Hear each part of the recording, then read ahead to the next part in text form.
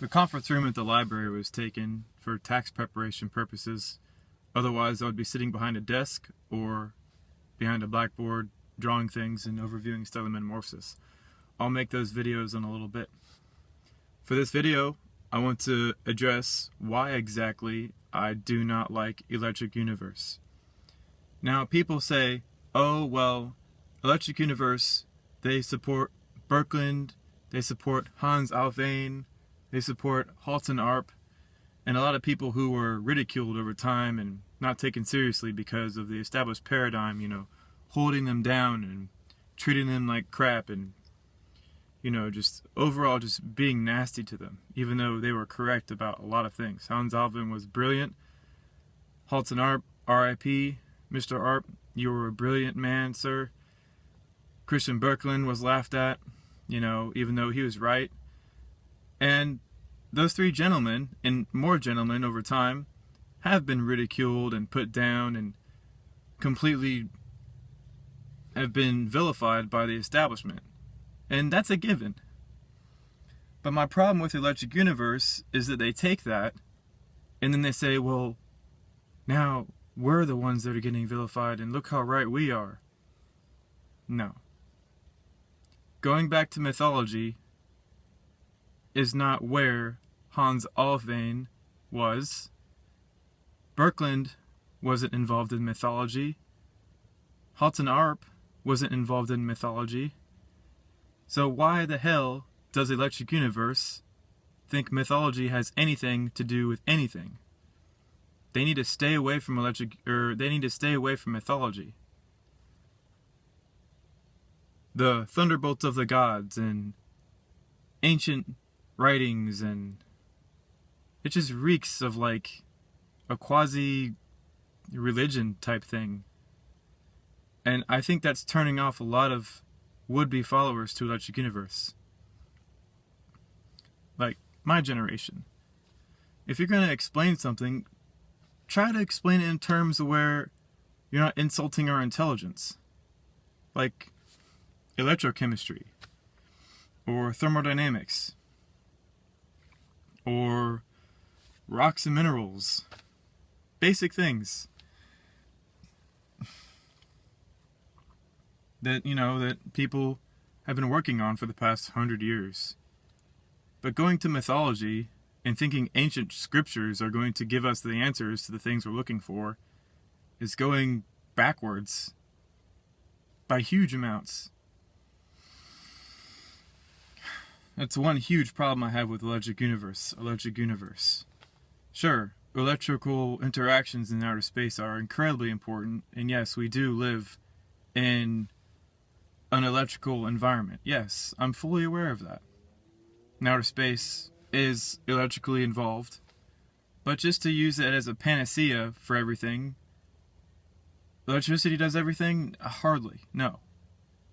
Just to explain everything away with electrical interactions, you're missing the point, man. Nature is incredibly complex.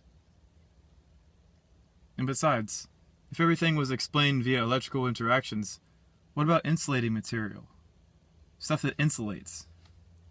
Where is that stuff in Electric Universe? No, they just ignore it. Like, plastic insulates from electricity. We talk about how insulating Teflon is, or certain types of metals. They just don't even talk about it at all. It's just electrical this, electrical that.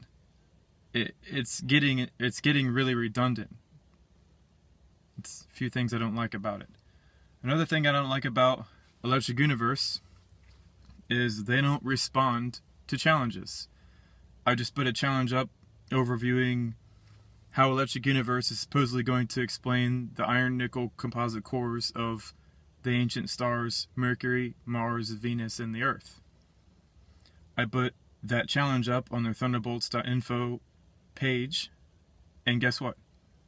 It was deleted. Why was it deleted? I don't know.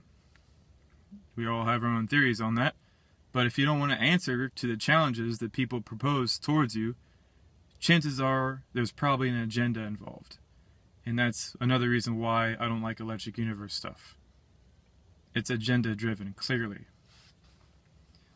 Another reason why I don't like Electric Universe stuff is the people who claim to be the proponents of Electric Universe are incommunicado with people who have genuine questions to ask them. They just ignore you. They don't talk to you at all. They don't answer any of your questions.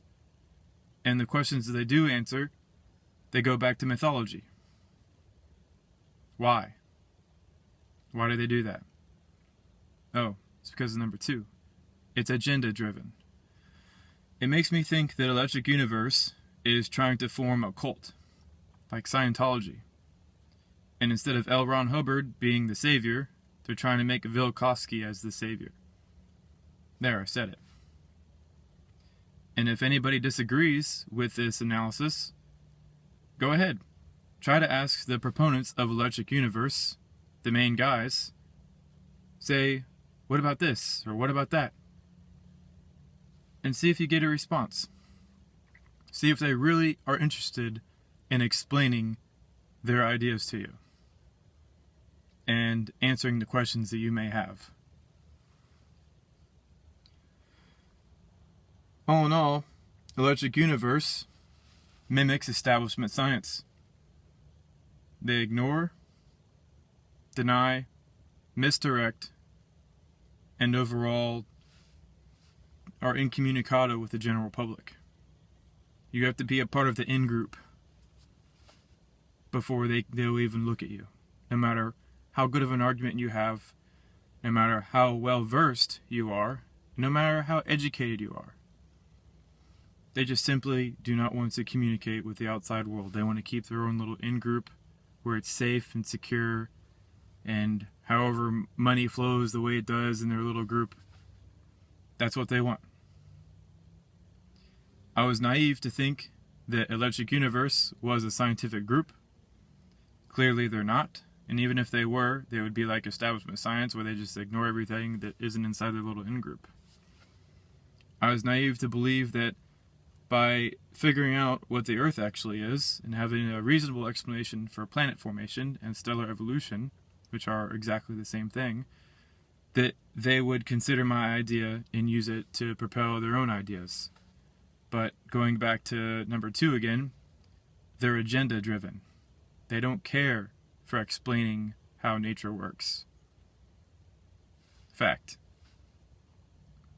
What they do is they use scientists who have discovered things concerning electricity and plasma behavior, and then they use their being vilified somehow to push Electric Universe. See, look, they were right about all this, and look how much they were vilified. Thus, we're exactly in the same boat. Look how much we're being vilified by the establishment and all this stuff. No.